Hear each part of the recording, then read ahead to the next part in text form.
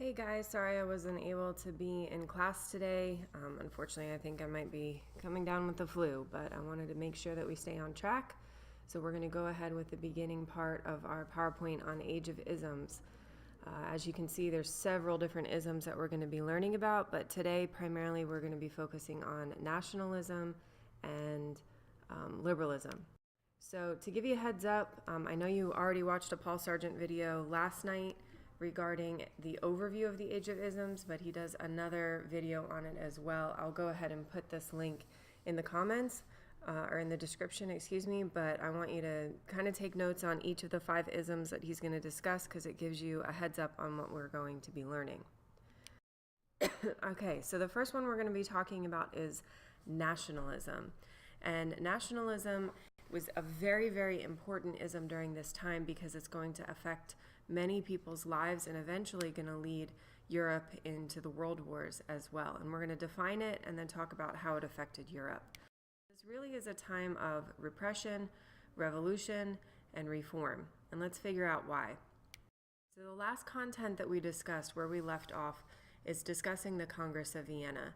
And in your chapter, in the questions that you're going to have to answer, you're going to have to revisit that section again because I really want you to understand what the purpose of it was, what the goal of the Congress of Vienna and Metternich was, and just basically get a good handle on it. So remember, the whole point of him was to try to return Europe to the way that it was before the French Revolution. They wanted to pretend like all that nonsense with the French Revolution and Napoleon never even happened, and that's because he was conservative. And for the most part, they were pretty successful because we had discussed, remember, the Congress of Vienna was in 1815 and World War I didn't break out until 1914. So they really had avoided major wars for several years. There are a few that are going to come up that we're going to discuss and a few revolutions, but ultimately no major wars until World War I. So I guess you can determine whether or not you think it was successful. And the whole point, remember, just as review, is the 5 superpowers. See if you can recall what those superpowers were. Remember, France, Russia, Britain. You'll have to fill in the rest. I'm not going to tell you. You know who was there. Anyway, they worked together really to try to maintain as much balance of power and maintain peace as possible because they did not want another Napoleon. So as a result, they wound up creating what is known as the Concert of Europe. And think about it in terms of, when you go to a concert, the only reason or the only way that it sounds good is if everybody is cooperating and every player is in tune. And so that's ultimately what they were trying to do here in Europe. And so as a collective group, they could be able to settle disputes without violence. Unfortunately, though, they did not take into consideration the new isms that were going to be emerging. And as a result, there's going to be a lot of revolutions and changes and new political groups that are going to come about. And a lot of this came out of the French Revolution. Remember, we talked about the analogy that Tom Ritchie used with the wine. Once it's unleashed, it's really hard to get that cork all the way back in. And so that's not what the Congress of Vienna actually took into consideration. The most important of the new isms are definitely going to be industrialism and capitalism, and we just spent an entire unit on that discussing how industrialization completely changed our world and even affecting us even today. Capitalism also, before that, remember, mercantilism was the form of economy that they were used to. And so this is definitely important in reshaping European society and the economic aspect, but we're going to focus more on the political isms. Another one that was very, very important was nationalism, and so we're going to define what that means. So it's the belief that someone's greatest loyalty should be not to a king or to allies, but rather their loyalty should be to their nation. It's extreme pride in the country that you come from. And you have a shared history and a shared culture and a shared language. And all of that is part of being nationalistic. So as I mentioned, the majority of the people in a specific country typically share a very common culture and a very common history. And this is going to be especially true in countries like England and France that have a very rich history. Obviously, it's going to be a little bit different in some of the areas that are culturally diverse, like in the Balkans and the Baltics, but we're going to see how that eventually affects them. The French Revolution is a great example of how people were inspired to come together as one nation against a common enemy. In this case, the common enemy happened to be the king. In other cases that we see, the common enemy might be a different country. But we can see that the strong feelings of nationalism, this is where they started to emerge very clearly in European history. And another way that France, too, took the lead in nationalism was under the reign of Napoleon. And that's one of the reasons why Napoleon was so successful, is because he was able to raise such a large and strong army, and people were willing to fight for him because they were French and they were proud of that, and they wanted to grow the French Empire along with Napoleon.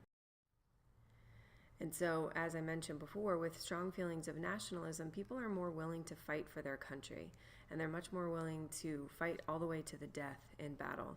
And we saw that in several of the wars that took place in the 17th and 18th century, but specifically in the Napoleonic Wars. And the reason for that is because they're fighting for their country. They're not fighting for their king, they're not fighting for their ruler, but they're proud to be where they come from.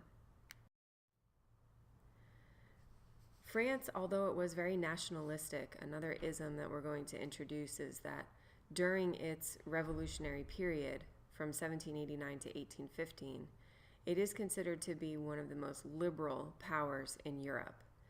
And when we use the term liberalism here, it's referred to as classical liberalism. If you watch the Paul Sargent video, he explains it quite clearly. This is not the same as liberalism that exists in the United States. It's similar, but not modern day liberalism. It's very different. So please make sure you understand the difference. So let's talk a little bit about what that means. Liberalism is the belief that humans can be self-sufficient. Really, their freedom is the reason why they exist.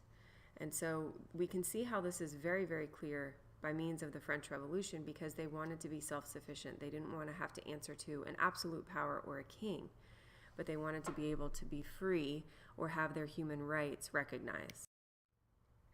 So as a result, members of the bourgeoisie, those who were educated, those who were familiar with this idea, and of course the ideas of the Enlightenment, they wanted to try to increase the freedoms for their particular class of people. So the bourgeoisie ultimately in France are the ones that are going to be motivated for liberalism. Classical liberals, not the modern ones, they did favor freedom to others as well, as long as it didn't affect their freedom. So that is the one thing you need to think about. Modern day liberals, they want freedom for all. They don't want government involvement. They do want government involvement, They want the government to try to help as many people as possible, but not classical liberals. They said, okay, yeah, the poor people can have some rights, but as long as it doesn't hinder us at all. So you can see a little bit of a difference there. They said that there's certain people, or humans have certain natural rights, and those natural rights came out of the Enlightenment: property, free speech, not having excessive or undue punishment, freedom to worship, freedom of assembly, all of these inspired by those Enlightenment thinkers. And they said that the best way for these rights to be protected is if there was a written constitution, and that constitution in turn would then limit the power of the government, giving more power to the people. And so the best example of liberalism that we've already discussed so far would be the Declaration of Rights of Man and Citizen that was written by the National Assembly in the French Revolution. They also wanted economic freedom as well as political freedom. And so that's where capitalism is going to be definitely supported by liberals.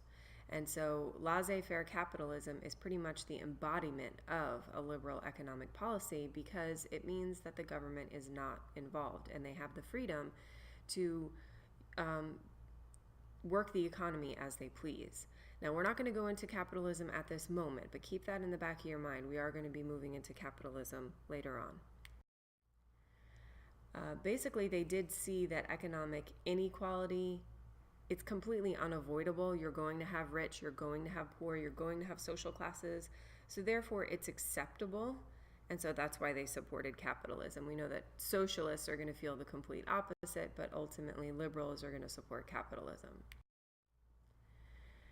And the reason for that is because they didn't necessarily feel that it detracts from individuals' moral dignity, which many socialists are going to disagree with this statement.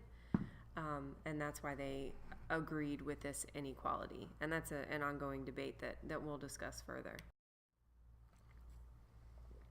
So we left off with the Congress of Vienna and Metternich wanting to return all of the old monarchs and the old families to their throne and kind of undo what Napoleon had started. And so starting with France, they did return the Bourbon monarchy to power in France. And he was Louis XVIII, as you guys know, he was Louis XVI's brother, and he returned from Austria to rule France. We do know that they still had the Declaration of Rights of Man in action, however, so the Constitution did limit his power. And one of the things that he did continue was the Napoleonic Code, because they saw the benefits of that. So we can kind of see a little bit of a difference here. It's not going to be the exact absolute rule that Louis XVI had in place, or 14th had in place. And he was pretty liberal-minded himself. He accepted the fact that his power was going to be limited.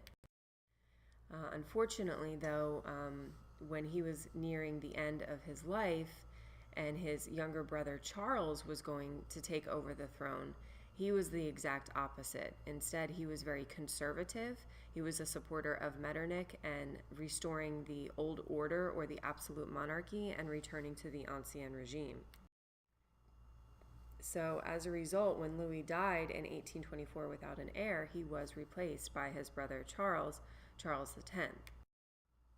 And so for the next 5 years of his rule, he did everything in his power to try to eliminate this liberalism. Now I want you guys to think about what type of problems this would incur. The French Revolution, Napoleon, restoring a liberal king back on the throne. So for many years now, France had been able to reap the benefits of a somewhat liberal government. And all of a sudden now this guy comes in and wants to try to eliminate that completely. Do you really think that's possible?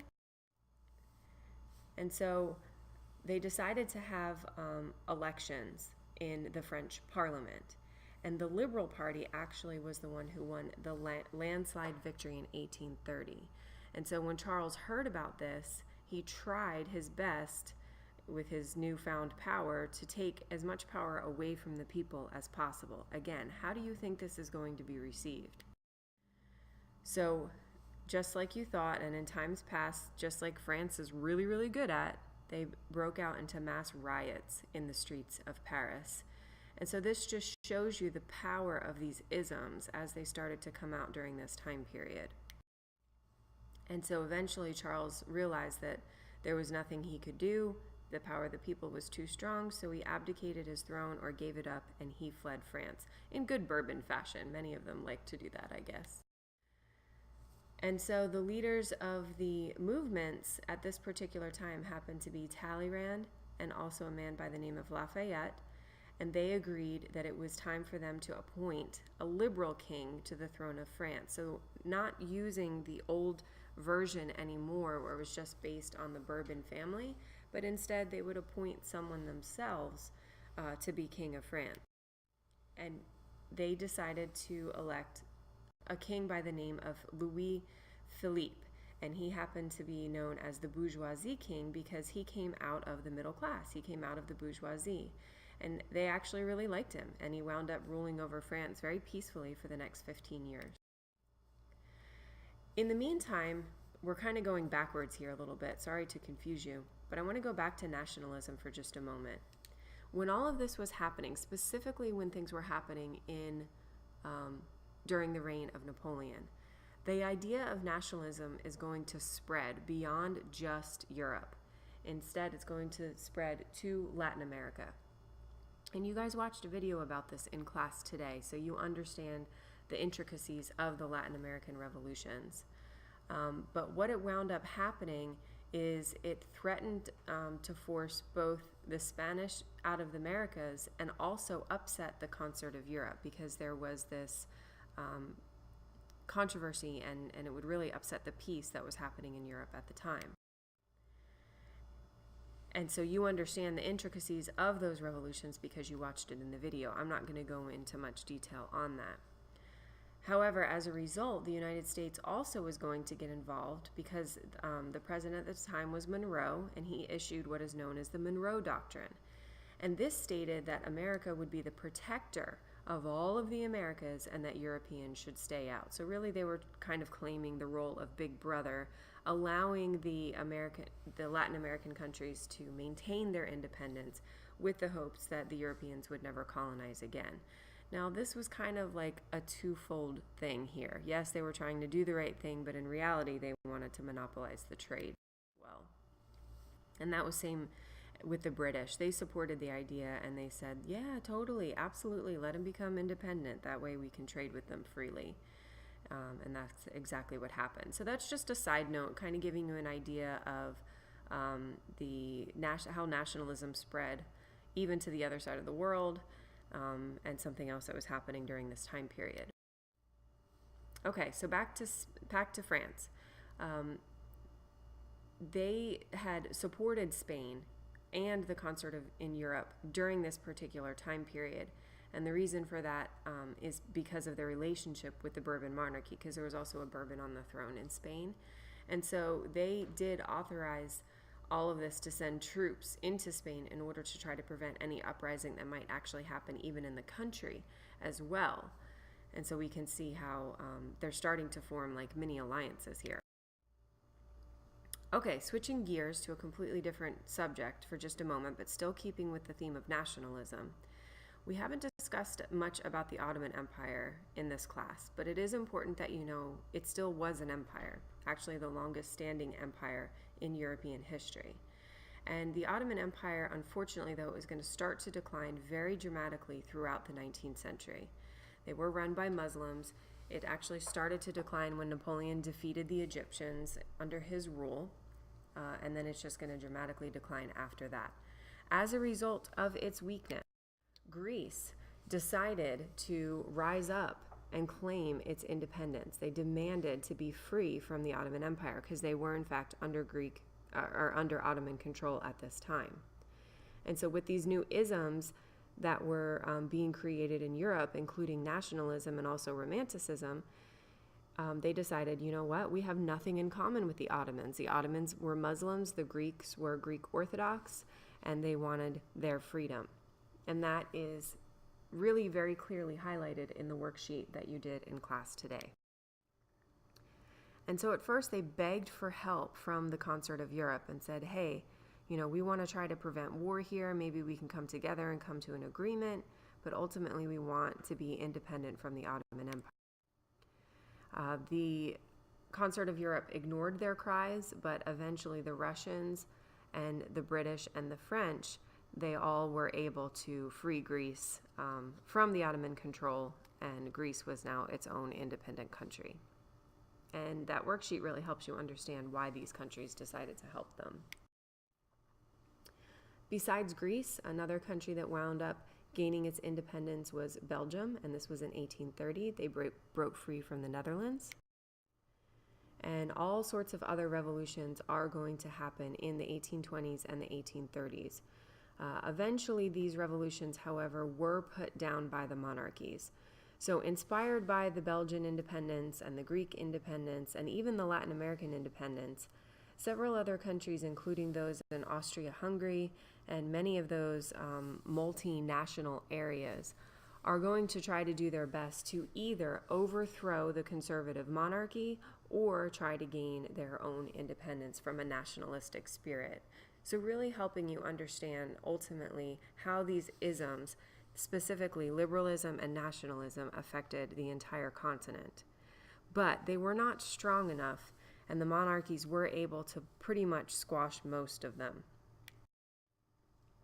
Now we're going to switch gears for just a minute and talk about Russia very briefly. We haven't talked about them in a while, and we need to see what condition they're in. We left off with Alexander I being the Tsar of Russia during the Napoleonic Wars, and he was able to help defeat Napoleon. But they still were having very desperate problems because of their lack of industrialization and lack of a strong ruler. They were still being run according to the system of feudalism, so the serfs had not yet been freed in Russia, even though they had been freed pretty much in every other part of Europe. They basically were slaves to the lands that they worked on and still were very oppressed. Nobles, on the other hand, or the boyars, enjoyed almost unlimited power over the people. Now, when Tsar Alexander decided to go on vacation in 1825, he left St. Petersburg, and rumors spread that he died suddenly of some form of disease. Now, I say rumors because many believe that instead he decided to just go and become a monk. And the reason they feel that way is because when they opened his tomb in 1925, it was actually empty. So, not sure if they ever recovered his body or what, but the point is, he went away and he didn't come home. So they needed a new ruler. So, because of his death was so sudden, it was very difficult for everyone to decide who was going to be the next ruler. And many of the people decided to speak out, especially with these, inspired by these isms that were happening in the rest of Europe. They didn't want an autocratic ruler anymore. And many different people were actually claiming the right to the throne. And so eventually in December, there was the first significant Russian uprising in history, and this is known as the Decembrist movement or the Decembrist uprising. Please make sure you pay attention to this because this is one of your vocabulary words. Ultimately, they were a group of wealthy liberals, and as we learned, liberals, they wanted less government control. They were not fans of conservative or autocratic rulers, and they wanted to put Alexander's brother on the throne, and his name was Constantine, and they felt that he was a very liberal ruler. But in the end, Nicholas I, who happened to be Paul I and brother of Alexander I, became the new ruler of Russia. Nicholas I was very autocratic, so the liberals didn't win.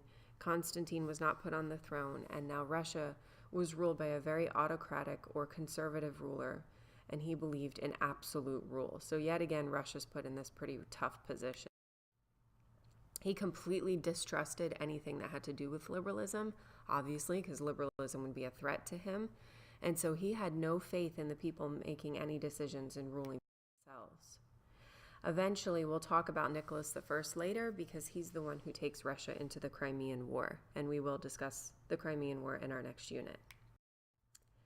So, ultimately, the most significant, we talked about a few revolutions that took place, but the most significant ones that are going to take place still lay ahead, and they happened in the year 1848. So far, even the revolutions that had taken place in the 20s and 30s, they didn't really do much to change the old conservative system, even though they definitely tried.